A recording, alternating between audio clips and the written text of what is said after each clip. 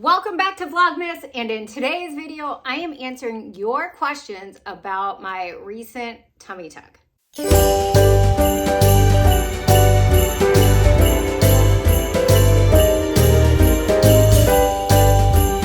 If you are new to this channel, my name is Kim and I have lost more than 100 pounds and followed Weight Watchers as part of that journey. And after losing that much weight, I definitely had some loose skin, and it was something that really bothered me, and I had exercised plenty, done my best to tighten up. Yes, I did, Yeti. Yes, did we go on lots of runs? Yes, we did. She's like, can we run now? And I can't run now because I am officially 1 month post-op. So be sure to hit that red subscribe button, turn on your notifications, and like this video if you would like to follow my health journey and how I try to live my best life on the WW plan.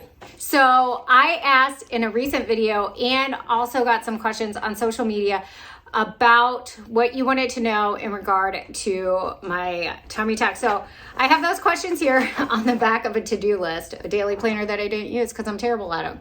And so I'm going to talk a little bit about what I did. I think I have about like 10 questions here. Yeti, can you just chill?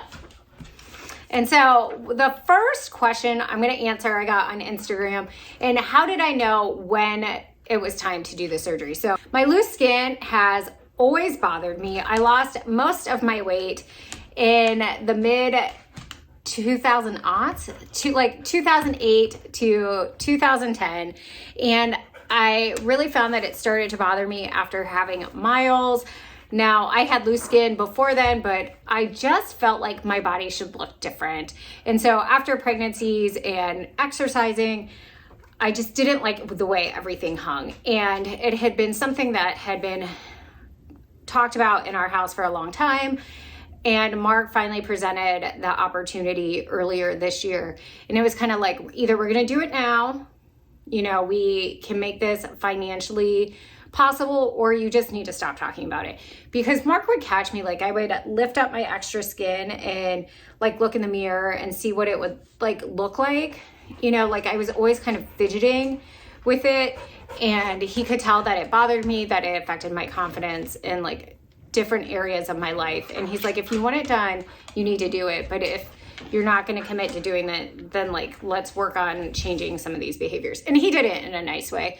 And so we just decided that this year was going to be the year. I'd come off like 3 years of really hard training, trying to train for a half Ironman that like never really happened, thanks COVID. But you know, we just decided this year was going to be it. And then I could take 2023 as like, just like a down year. The whole family could kind of recover from all of that training, and I could focus on like doing some things that really brought me a different kind of joy. And so another question I got was, how long from the consultation to the surgery? So I had my initial consultation in March, and then the surgery was in November. Now we chose November, Mark and I chose November, because that timing was going to fit best with our schedule. So we knew we had family vacation in the summer. I had been registered for the half Ironman in September. I had a work trip to Hawaii in October, and I was not going to miss that, let me tell you. And then, so we figured like early November would be great because I would be somewhat recovered by the holidays. Now you can get into your surgeon maybe a little bit more quickly, but we did find it kind of surprising. We had initially eyeballed November 1st as like a great date, but we weren't able to do the surgery until November 8th, just based on the plastic surgeon's schedule. And that kind of leads me in to the next question. How long was my surgery? And my surgery was scheduled for 7 hours. And that's why it took so long to get in to the surgeon. He only does long surgeries like that on certain days of the week, and then he has to find a slot when that fits in. Now my surgery was 7 hours because I did a full tummy tuck, breast lift, and augmentation. We figured if we were gonna do it, we were gonna do the whole kit and caboodle, because as you age, nurse, and lose weight, everything here just, do I even need to say it? So that was a huge insecurity for me as well. And while I didn't have to do that, like Mark and I talked, if anything was going to, you know, be done, it was the tummy tuck. So if the cost came in too high and we needed to be at a certain point, no, none of that. But we were able to make it work. And there was almost a hiccup because I do have fibroids, and the surgeon wanted to make sure that with the location and size of those that he could still do the augmentation without having the fibroids removed. But everything kind of worked out with that. Now, even though my surgery was scheduled for 7 hours, I don't think it actually took that long. I think it was closer to 6. So on the surgery day, my surgery was scheduled for 11 a.m. and I arrived at 10 a.m. to start getting prep, get the IV, kind of make sure everything was good to go. I understood the recovery, how the day was going to get, you know, happen, and then also have my body marked. So the surgeon came in with his Sharpie. I got to pick the color. I don't even know what color I picked because it was gone by the time I got out of surgery. However, there was a delay with the surgery or procedure before me. So my surgery didn't start until closer to 1. And I think I was home by 8 o'clock. Like, I was out of recovery. Mark was getting me in the car and I was headed home. Now, I will be honest, I don't remember like much of anything after I heard the anesthesiologist goes, "You're gonna feel a little bit of burning," when the anesthesia started to go in. So I started to feel that burning, and then all of a sudden I was out. And then everything kind of after waking up was really spotty. I remember them asking me if I wanted like some crackers or some applesauce. And I said applesauce, and I remember taking maybe 3 bites of applesauce. I remember them telling me that Mark was there and being taken out to the car. They somehow got me into the van. And then I told Mark, "I don't want you to drive on the highway. I want you to take the back roads," which he thinks is funny. And like, that's the funniest part of the story because like, I was just so groggy and like medicated. And I'm just like, "Don't drive on the highway." And he's like, "No, we're driving the highway." But I had the plastic surgery in Fort Wayne where I live. There's a really great plastic surgeon. His name is Dr. Joe at Plastic Surgery Innovations. He was the only one I had a consult with, but he had done surgery, the same, similar, mostly same surgery for a friend. And then my father-in-law, who worked for a medical hospital group here, knew he also did plastic surgery for burn patients. So I felt really confident in him and just felt like I clicked with the surgery group right away. I am a month out. How long until I am fully healed? Well, I think with the augmentation and lift, I am considered there because now I'm allowed to wear just like a regular bra without underwires, and I don't have to wear like the sports bra compression type bra. But when it comes to the tummy tuck, I think I have another 2 to 4 weeks until I'm fully cleared for exercise. And obviously that's going to just kind of like depend, you know, how I'm feeling. And they say some of the swelling and like full results can take like a year just for everything to go. But my incisions are healed. Everything is looking like super good on that front. I don't feel like back to normal, but I have started very gentle exercise. So as you saw in one of the Vlogmas videos, I did take a walk. I have been able to do very short bike rides, mostly to help Yeti like run out the crazies, but definitely keeping things super easy. What was the pain level like, and was there anything that surprised me about the recovery? So I really was prepared mentally that this was going to be super hard. And the worst part of the recovery was like the first 3 to 4 days. And at that point, you're so medicated that you're kind of in it, you know, but I needed Mark to help me get up, and I needed, you know, just help to get around. You know, so that was hard, but I expected that. I definitely expected that. What I didn't expect was the pain and nausea from not going to the bathroom. I had a really rough night where I was so scared that I was going to get sick, and I knew that if I get got sick, it would really hurt. Because what surprised me the most about the, like, where I felt the most pain, it wasn't from my incision, it wasn't from the augmentation or lift, it was from the muscle repair with the tummy tuck. So the abs separate during pregnancy and with weight gain, and so part of the tummy tuck is them sewing like that rectus abdominis muscle together. I hope I got that right.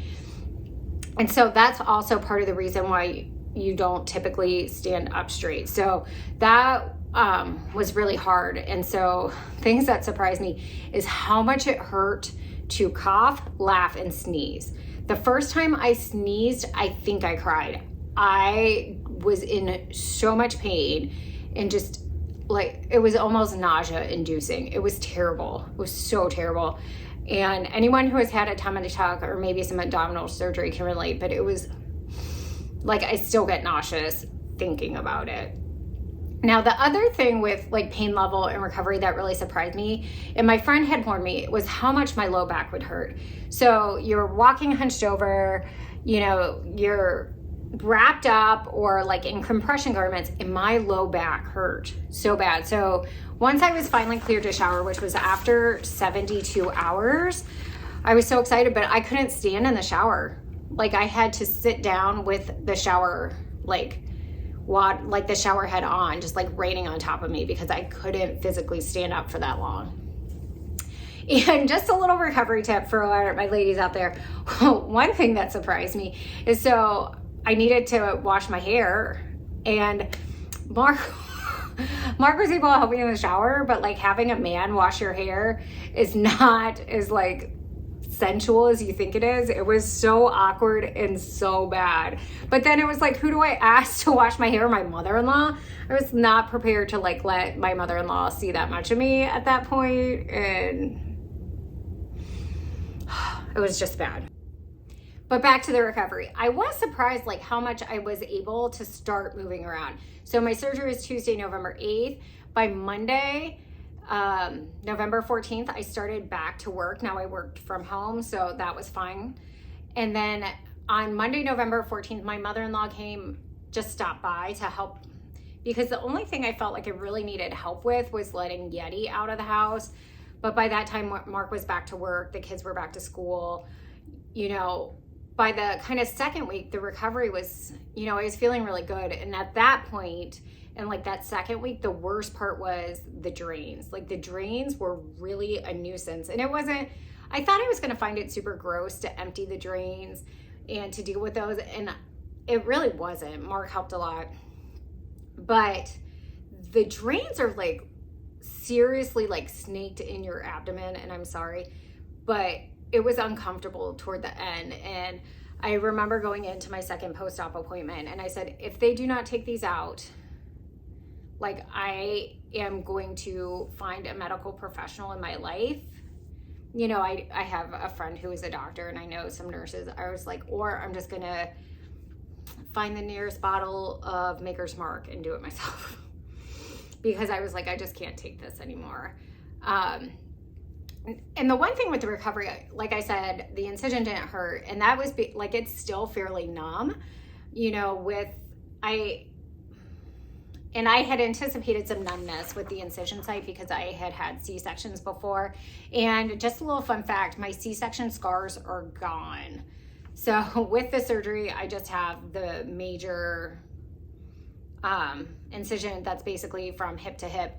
Now, I've seen some other people where they did like a 360 and we just did the front. I really probably, based on my body, I wouldn't have needed that anyway. Another question I got was, how hard was it during recovery with the kids? And so I feel like I'm lucky because Miles is 11. He's in 6th grade. He's super independent. He can make his own breakfast. I mean, it's toaster strudel or like an egg sandwich, but he can do that. He will cook ramen on his own. He can walk home from the bus stop. He is just an easy peasy independent child. And even Silas, you know, if he's hungry, he can put in a waffle. He can microwave pizza rolls. I mean, I'm not expecting them to eat super healthy when I'm not cooking for them.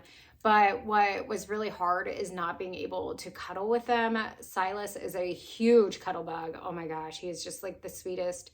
And I can't pick him up. And there are times when he just wants me to pick him up. And yes, he's 7 and he should maybe be past that, but I can't let it go. And so that has been hard. And then, you know, at night, he likes to come down and cuddle with me. In those first couple weeks, it just hurt to have him anywhere near me. And so I think that was the hardest part. And then, like, with the other part of the recovery is, you know, I'm sleeping on the couch about 50% of the time, but for the first 3 weeks, I was sleeping on the couch all the time. And so just like missing like that time with Mark at the end of the day where we were chatting and, you know, like just having fun. Honestly, one of the hardest parts about the recovery has been knowing when to slow down. So if anyone is considering the surgery, really take it slow. Listen to the doctor, because I set myself back trying to lift something that was too heavy. I felt like I strained part of my ab. And it was like, you feel so good and you're like, I can do this. And it's like, no, you can't. So that has been a really hard part for me. One of the questions I got was if I was worried about people judging me and judging me for choosing to do this. I have heard, you know, like, that's a lot of money. You know, that's money that could be in the kids' college funds or spent on a vacation or updates around the house. And none of that has been directed toward me. You know, people who would maybe consider a similar surgery, just they weren't sure that they would want to spend that kind of money on themselves.